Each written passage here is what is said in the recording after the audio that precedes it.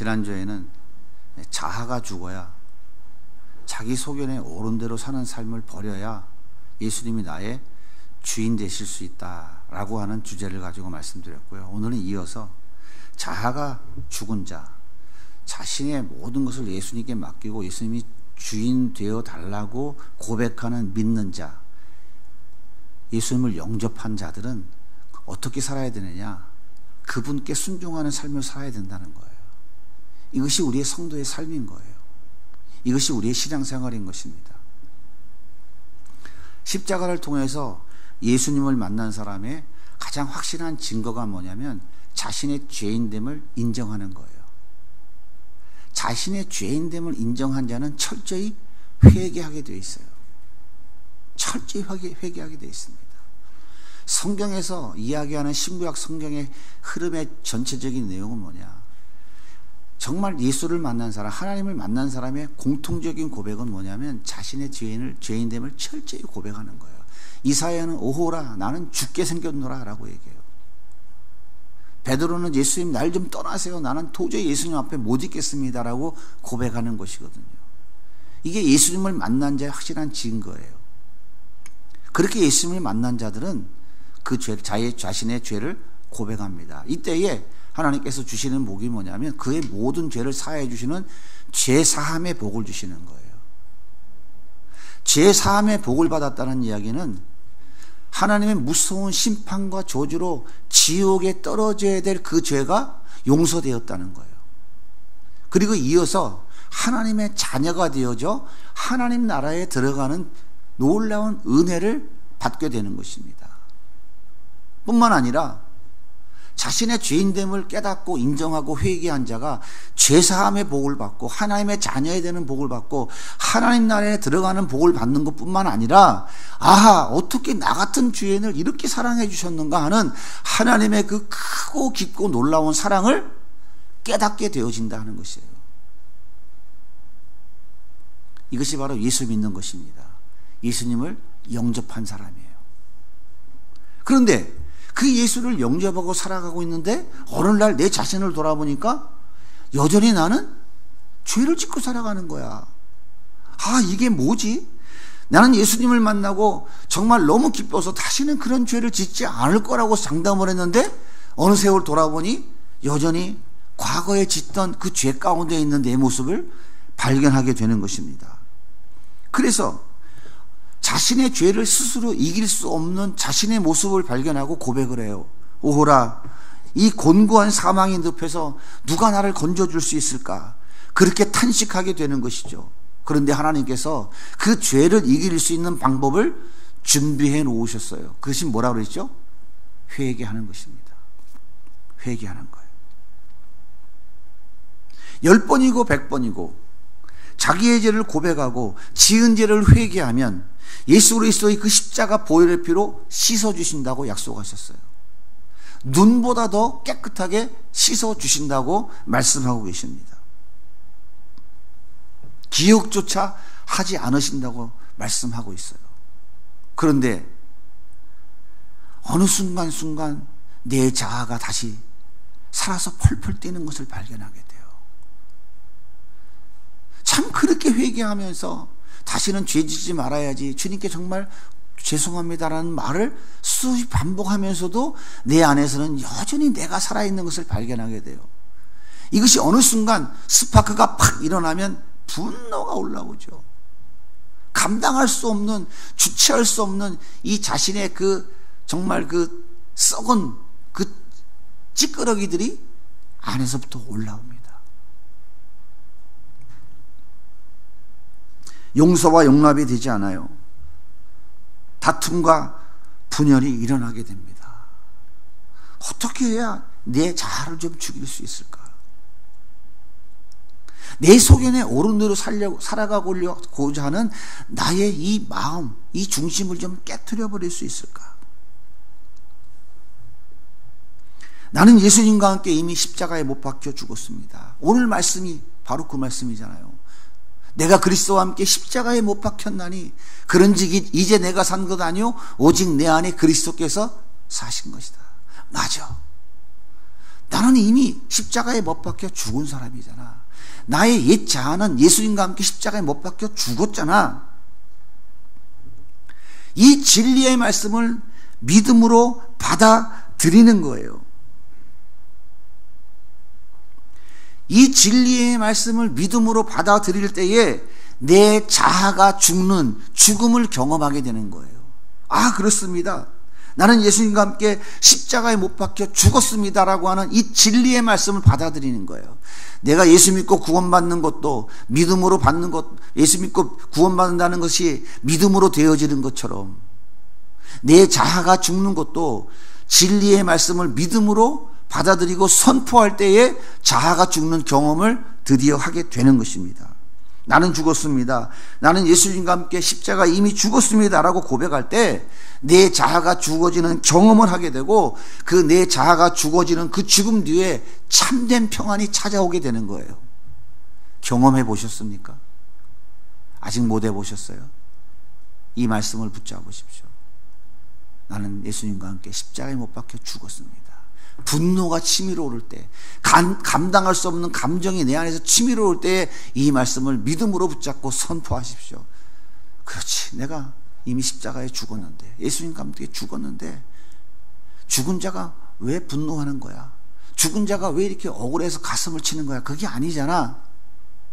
이렇게 선언할 때, 믿음으로 이 말씀을 내 안에 받아들일 때 진짜 내 자아가 죽는 경험을 하게 된다니까요. 그럴 때에 내 자아가 죽기 시작합니다. 그래서 그리스도인들은 날마다 죽어야 돼요. 순간순간 죽어야 돼요. 순간순간 십자가에 죽은 자아를 고백하고 선포해야 돼요. 이렇게 내 자아가 죽으면 예수님이 내 인생의 주인 되셔서 내 삶을 이끌어가기 시작합니다. 내가 죽지 않으면, 내가 예수님 모시고 살면서도 여전히 내 인생의 주인은 나예요. 내 자아가 내 소견에 옳은 대로 내가 말하고 행동한다니까요.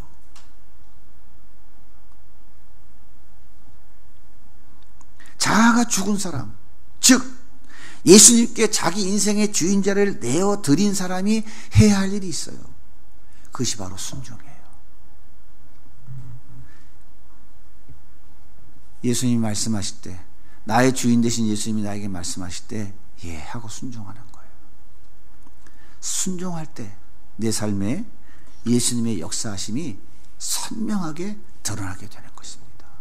이것이 성경이 말하는 진리이고요, 예수님을 영접한 그리스도인의 삶의 가장 기본인 거예요. 자아가 죽은 사람, 예수님께 자신의 삶을 전부 넘겨드린 사람이 예수님 말씀에 순종하지 않는다면 그 사람은 여전히 자기가 자기 인생의 주인인 것입니다. 여전히 자기의 소견에 옳은 대로, 자기 자아가 원하는 대로 살아갑니다.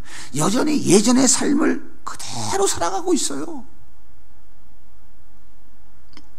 우리가 전에 어떻게 살았습니까? 에베소 2장 1절부터 보면 이렇게 말씀하세요. 그는 허물과 죄로 죽었던 너희를 살리셨도다. 그때의 너희는 그 가운데 행하여 이 세상의 풍조를 따르고 공중의 권세 잡은 자를 따랐으니 곧 지금 불순종의 아들들 가운데서 역사하는 영이라. 전에는 우리도 다 그 가운데서 우리 육체의 욕심을 따라 지내며 육체와 마음에 원하는 것을 하여 다른 이들과 같이 본질상 진노의 자녀이었더니. 죄의 종, 사단의 종으로 살았어요. 육체의 정령을 따라 마음이 원하는 대로 살았어요. 하나님의 무서운 저주와 심판을 머리에 이고 살았습니다. 하지만 예수님을 영접하고 주인의 자리를 예수님께 내어드린 사람은 예수님의 말씀에 순종하는 예수님의 종으로 그 신분이 완전히 바뀐 거예요.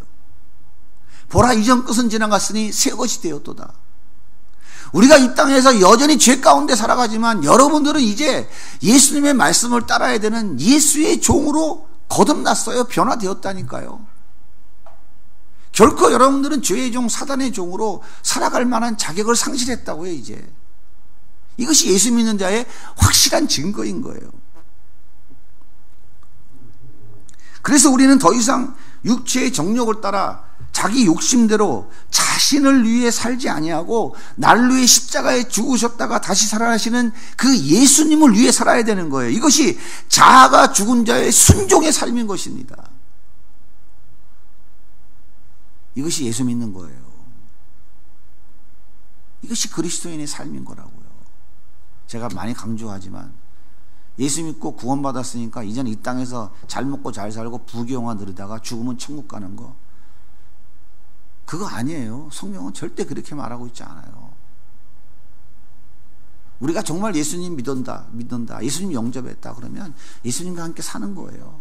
그리고 내 삶의 주인된 자리 그분께 다 내어드리고 그분이 주인 되셔서 내 삶을 이끌어갈 때 우리는 예하고 순종하며 따라가는 거예요. 이게 바로 참된 그리스도인의 삶인 거예요. 고린도후서 5장 15절 같이 한번 읽어보겠습니다. 시작. 그런데 그리스도께서 모든 사람을 위하여 죽으신 것은 이제부터는 살아있는 사람들이 자기들을 위하여서 죽으셨다가 살아나신 그분을 위하여 살아가도록 하려는 것이다. 이 말씀이 여러분 마음 가운데 확실히 믿어지십니까? 이 말씀이 옳습니까? 우리의 이 정체성을 확립한 그리스도인이라면 우리의 삶의 방향과 목적을 수정해야 돼요. 우리가 진짜 예수님 믿고 영접한 사람이고 그 예수님이 나의 주인 되시는 분이라고 그분에게 나의 인생의 주인자를 내어드렸다면 이제는 더 이상 나를 위해서 사는 자아가 원하는 방법으로 살아가는 삶을 포기해야 됩니다. 생각해봐요. 그분이 자기 목숨을 주고 우리를 그 죄 가운데 건져주셨잖아요. 지옥의 형벌 가운데 건져주셨잖아요. 근데 여전히 그 죄 가운데 살아가겠다고, 사단의 종노릇하며 살아가겠다고, 육체의 정욕과 쾌락을 쫓아가며 나를 위해 살아가겠다고 한다면 세상에 이것보다 이율배반적인 게 어디 있습니까? 사랑하는 여러분, 예수님이 나를 위해 죽으심을 믿으십니까? 예수님 때문에 영원한 지옥 형벌을 면하고 하나님 자녀 되셨음을 확신하십니까? 그렇다면 우리는 더 이상 나를 위해서 살아서는 안 되는 거예요. 다시 말해서 내 자아가 원하는 것, 내 소견에 옳은 대로 살아서는 안 됩니다. 예수님이 원하는 삶을 기꺼이 살아가야 돼요. 이것이 순종이에요. 이것이 순종. 다른 게 순종이 아닙니다. 순종은 예수님을 영접한 자들, 예수님과 함께 사는 자들의 삶의 가장 기본인 거예요. 가장 기본이라니까요. 이건 뭔가 위대한 것을 하는 것도 아니고 이건 뭔가 남들이 못하는 것을 하는 게 아니에요. 예수님을 영접한 자들, 예수님과 함께 사는 자들의 삶의 가장 기본이 이거라고요. 그런데 문제는 뭐냐면 안타깝게도 순종하는 거 쉽지 않다는 거예요. 왜 그럴까요? 우리는 여전히 죄 가운데 살아가기 때문에 그래요. 우리가 구원받아 하나님 자녀가 됐어요. 이미 예수님께서 십자가에 죽으심으로 사단을 깨부셨어요. D-Day가 끝났습니다. 그러나 완전한 승리인 V-Day가 아직 임하지 않은 거예요. 이미 승리는 했지만 완전한 승리가 아직 이루어지지 않은 거예요. 그날은 예수님이 재림할 때가 V-Day입니다. 완전히 승리하는 날이에요. 그날이 여기까지 여전은 사단은 힘은 잃었지만 여전히 우리 가운데 영향력을 행사하고 있다고요. 요즘 청년들과 토요일날 철로역정 책을 보고 공부하는데 거기에 사단이 힘을 잃었다는 걸 이렇게 표현하고 있죠. 사자 두 마리가 뭐에 묶여 있어요? 쇠사슬에 묶여 있는 거예요. 으르렁 하고 소리를 지르고 막 잡아먹으려고 이래요. 그런데 쇠사슬에 묶여 있어서 나한테 달려들어요? 못 달려들어요. 두 마리가 정문 앞에 딱 기다리고 있는, 딱 버티고 있는데 그 가운데로 싹 지나가거든요. 사다가 못 건드려요. 이게 승리한 예수님의 승리, 패배한 사단의 모습을 그렇게 그림으로 그려놓은 거라고요.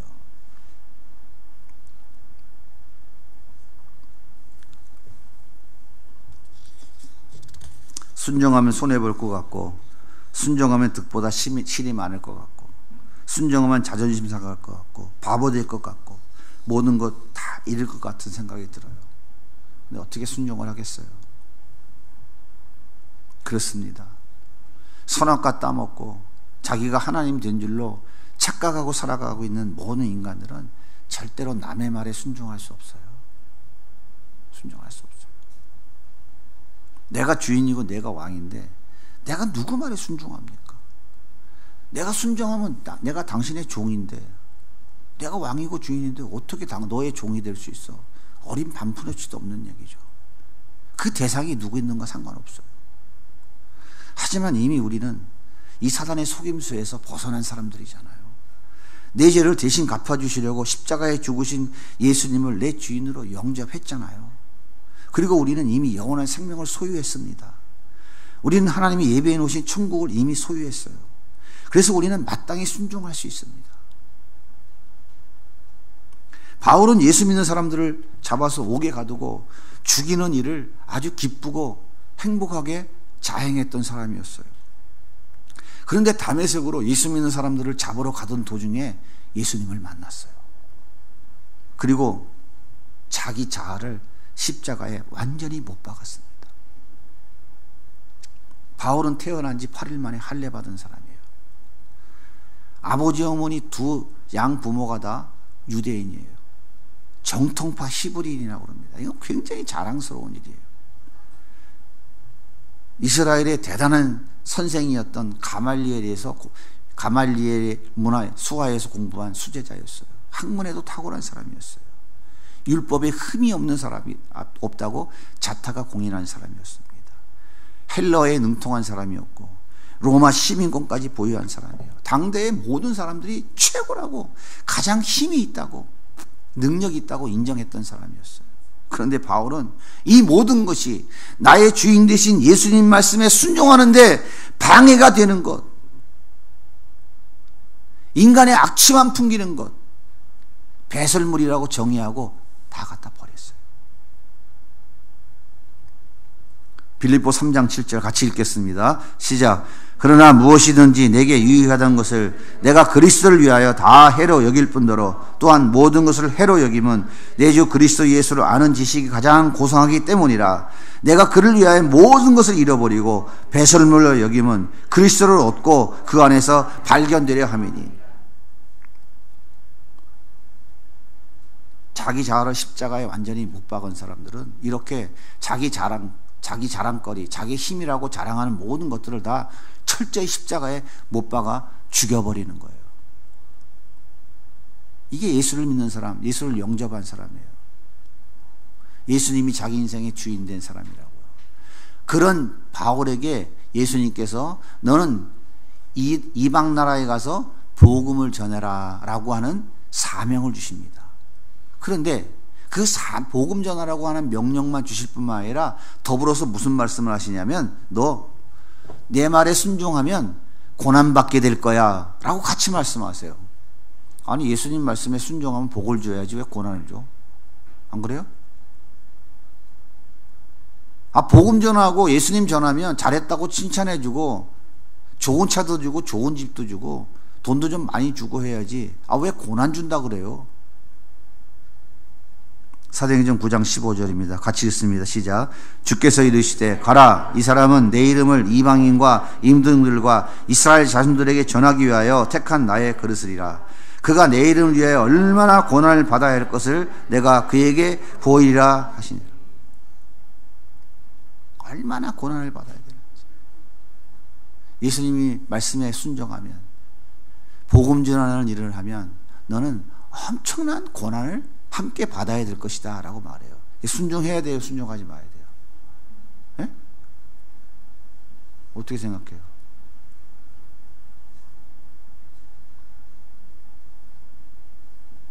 바울은 복음 전하는 일을 순종하는 거니까 고난받고, 우리는 복음 전하는 일을 하는 거 아닌데 우리가 고난받은 일 없잖아. 그렇게 생각하십니까?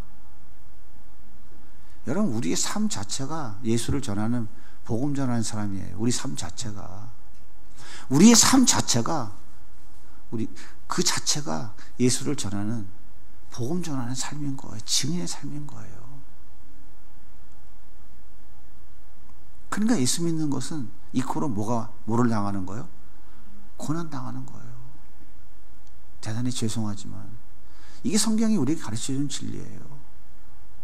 예수 믿으면 예수님을 주인으로 모시고 살아가는 삶은 반드시 거기에는 뭐가 따라오냐면 고난이 따라오는 거예요. 정도의 차이가 있을 뿐이지.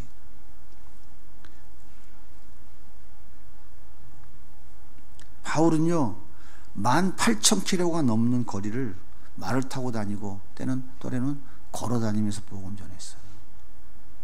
지중해 배를 타고 다닌 것까지 합치면 2만 km가 넘는 거리를 그렇게 복음 전하며 다녔어요. 바울은 수많은 사람들에게 십자가의 복음을 전했고 가는 곳마다 교회를 세웠습니다. 그리고 로마 황제 앞에서도 복음을 전했어요.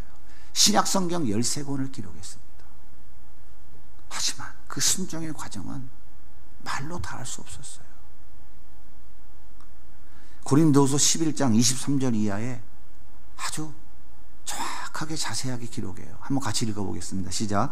내가 수고를 넘치도록 하고 옥에 갇히기도 더 많이 하고 매도 수없이 맞고 여러 번 죽을 뻔하였으니 유대인들에게 40에 하나 감하는 매를 5번이나 맞았으며 3번 태장으로 맞고 1번 돌로 맞고 3번 파선하고 일주야를 깊은 바다에서 지냈으며 여러 번 여행하면서 강의 위험과 강도의 위험과 동족의 위험과 이방인의 위험과 신의 위험과 광야의 위험과 바다의 위험과 거짓 형제 중의 위험을 당하고 또 수고하고 애쓰며 여러 번 자지 못하고 줄이며 목마르고 여러 번 굶고 춥고 헐벗었느라. 여러분 2만 km가 얼마나 많은 거리인지 이해가 되십니까? 서울 부산 왕복하면 800km예요. 2만 km는요 서울 부산을 25번 왕복한 거리입니다. 말을 타고 때로는 걸어서 때로는 배를 타고 이 엄청난 길을 그렇게 걷고 말을 타고 배를 타는 것만 해도 말로 다 할 수 없는 고난입니다. 군대 갔다 오신 분들은 행군해 보셔서 알죠. 하룻밤만 행군해도 발바닥이 다 퉁퉁 불어가지고 고생 많이 합니다. 그런데 그뿐만 아니죠. 수없이 옥에 갇히고 수없이 매를 맞고 죽을 고비를 한두 번 넘긴 것이 아닙니다. 하지만 바울은 말로 다 할 수 없는 이 고난의 길을 기쁨으로 감사로 순종했어요. 바울이 이렇게 순종할 수 있었던 이유가 뭘까요? 로또에 한 10번 당첨 해준다고 뭐 각서 받아서 그랬을까요? 강남의 아파트 몇 채 당첨해준다고 보장받아서 했을까요? 아니에요. 주인 되신 예수님께서 항상 동행해 주시고 주인 되신 예수님께서 항상 앞장서셔서 역사하셨기 때문인 거예요. 이것밖에는 없어요. 보세요. 어떻게 말 한마디에 귀신이 떠나갑니까? 바울이 귀신을 향하여 명령을 하면 귀신이 떠나가잖아요. 바울이 손수건을 갖다 머리에 딱 얹기만 해도 병자가 벌떡벌떡 일어나는 역사가 일어났잖아요. 죽은 자가 살아났잖아요. 바울이 독사에 몰렸는데 죽지 않아요. 그랬더니 신이라고 섬기잖아요. 신이라고. 어떻게 이런 일이 일어날 수 있어요? 예수님이 하신 것입니다. 바울의 주인 되신 예수님께서 앞장서 역사하셨기 때문에 이런 일이 일어난 거예요. 그러니 바울이 얼마나 행복하겠어요. 와, 주님 말씀에 이 고난당하며 순종했더니 예수님이 이렇게 순간순간 나와 함께 계시는구나. 그분이 하고 계시는구나. 이것을 그의 삶에 깨닫고 경험하니까 그 고난이 더 기쁜 거야. 그 고난이 너무 행복한 거야. 고난을 당하면 당할수록 그 예수님이 나와 함께 계시다고 하는 확신이 내 안에 가슴 터지게 차오르는 거예요. 여러분, 이것이 복인 거예요. 이것이 진짜 예수 믿는 거라고요. 세상에 잠시 있다 없어질 것. 여러분, 로또 10번 맞으면 그거 며칠 갑니까? 아무리 많은 재산 가지면 며칠 가요? 죽으면 다 끝나요. 한 푼도 못 가져가요. 그런데 내가 경험한 그 예수는 이 땅의 삶뿐만 아니라 영원히 나와 함께 계시는 거예요. 그러니까 그 죽음의 고비에서도 항상 당당할 수 있었던 거예요. 바울은 예수님 말씀에 순종했어요. 나머지는 주인 되신 예수님께서 책임지신 것입니다. 여러분, 이것이 진리이고 이것이 복음이에요. 바울이 옥에 갇히고 두들겨 맞고 죽음이 눈앞에 닥칠 때마다 두려워서 벌벌 떨었을까요? 아, 내가 이러려고 순종했나? 순종하는데 이렇게 어려운 고통을 당할 줄 내가 정말 몰랐네. 다시는 순종하지 않을까요? 후회했을까요? 아니에요. 바울은 그 고난당하는 것이 너무나 기쁘고 행복했어요. 그래서 데살로니가전서 5장 16절에 이렇게 말하고 있는 거예요. 항상 기뻐하라. 범사에 감사하라. 뭘 두들겨 맞으면서 기뻐할 일이 있어요. 옥에 갇혀서 죽을 고비를 넘기는데 뭘 감사할 게 있겠어요. 나의 주인 되신 예수님께서 그 죽음의 고비 가운데서도 나와 함께 하셔서 그것들을 이기게 하시고 깨부시고 승리하게 하시는 것을 체험하니까 기뻐할 수밖에 없는 거예요. 그것이 돈과 비교되겠어요? 그것이 명예 권세와 비교가 되겠어요? 바울은 그렇게 많은 명예 권세의 능력을 예수님과 비교하니까 아무것도 아니라고 다 버린 거예요. 그래서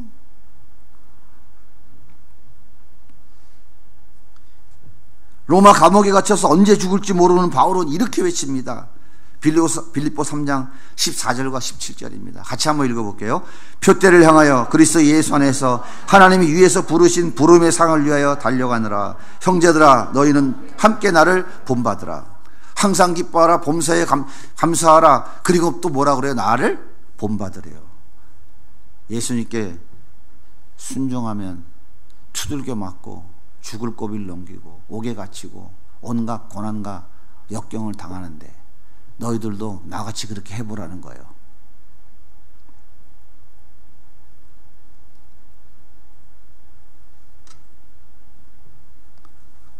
뿐만 아니라 바울은 한 걸음 더 나아가서 순종하는 나를 예수님이 얼마나 사랑하고 계신 것까지도 깊이 깨달은 거예요. 그래서 로마서 8장 38절에 이렇게 말하고 있는 거예요. 같이 한번 읽어보겠습니다. 시작. 내가 확신하노니 사망이나 생명이나 천사들이나 권세자들이나 현재일이나 장래일이나 능력이나 높음이나 깊음이나 다른 어떤 피조물일지라도 우리를 우리 주 그리스도 예수 안에 있는 하나님의 사랑에서 끊을 수 없느니라. 고난아, 내가 아무리 난리를 쳐도 예수님에 대한 나의 사랑은 끊을 수 없느니라. 고난아, 내가 아무리 난리를 쳐도 나를 향한 예수님의 그 사랑은 변함이 없느니라. 이것이 바울의 외침이에요. 바울이 한 게 뭐가 있습니까? 예수님 영접하고 예수님께 자신의 자리를 다 내어드렸어요. 예수님을 주인으로 모신 것밖에 없어요. 자기가 과거에 주인으로 모시고 살았던 명예, 권세, 부귀영화 다 버리고 오직 예수님만 나의 주인이라고 그분 말씀만 순종한 것밖에 없어요. 돈 들어간 일도 아니에요. 이거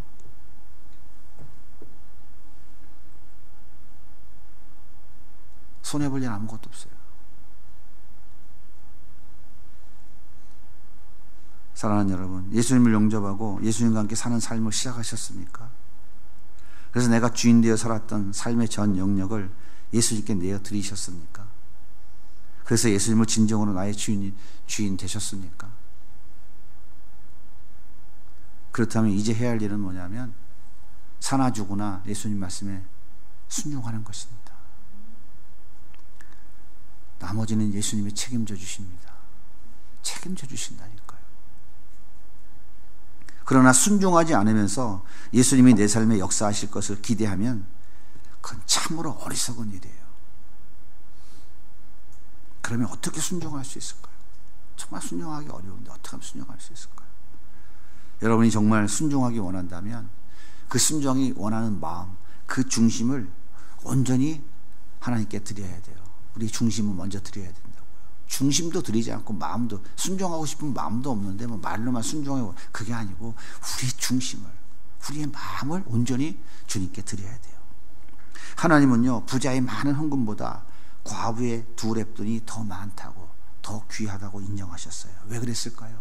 부자의 많은 헌금에는 자기 의가 들어가 있지만 과부의 2렙돈에는 하나님께 드리고자 하는 그 간절한 온전한 마음, 그 중심이 담겨 있었던 거예요. 그래서 예수님이 그 과부의 2렙돈이 부자의 많은 돈보다 크다고 귀하다고 인정하신 거예요. 바리새인들이 나는 일주일에 2번 금식합니다. 나는 10의 2조를 드립니다. 나는 율법을 철저히 지킵니다. 나는 저 세리와 같지 않습니다. 강대상 앞에서 큰 소리치며 기도했어요. 하지만 세리는요, 가슴을 치면서 자신의 죄인됨을 고백합니다. 나는 죄인입니다. 난 죽어 마땅한 죄인입니다. 하나님 나를 용서해 주세요. 예수님께서 뭐라고 그래요? 그 바리새인들을 향해서 독사의 자식들이라고, 지옥에 떨어지라고 저주하십니다. 그런데 세리를 향해서는 의인이라고 칭찬해요. 세리가 의인입니까? 그 중심을 주님께 드리니까 그를 용서하시고 네가 의인이라고 인정해 주시는 거예요. 바리새인들은 자기의 의를 드러냈지만 세리는 자기 마음을 하나님께 온전히 드린 것입니다. 여러분, 정말 순종하고 싶다면, 순종하고 싶다고 하는 그 마음의 중심을 먼저 하나님께 드려야 돼요. 하나님 우리의 마음을 보시고 우리의 중심을 보십니다. 복종하고자 하는 그 마음을 온전히 드릴 때 우리 주님께서 순종할 수 있는 힘과 능력을 공급해 주시는 거예요.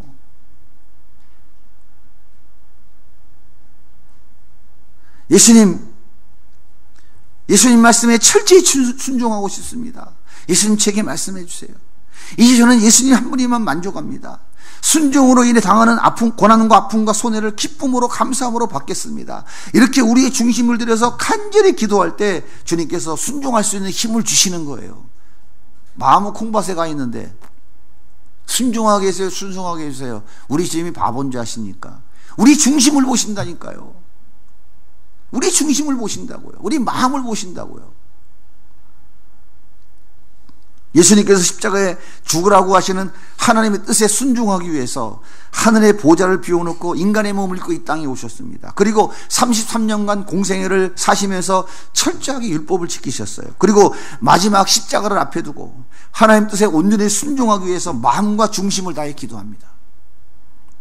통곡의 눈물과 영혼의 진액을 다 쏟아 부어가며 기도해요. 얼마나 간절히 기도했는지 예수님이 흘리는 땀이 핏방울 같이 보였다고 누가는 기록하고 있어요. 누가복음 22장 42절입니다. 같이 읽습니다. 아버지여, 만일 아버지의 뜻이거든 이 잔을 내게서 옮기시옵소서.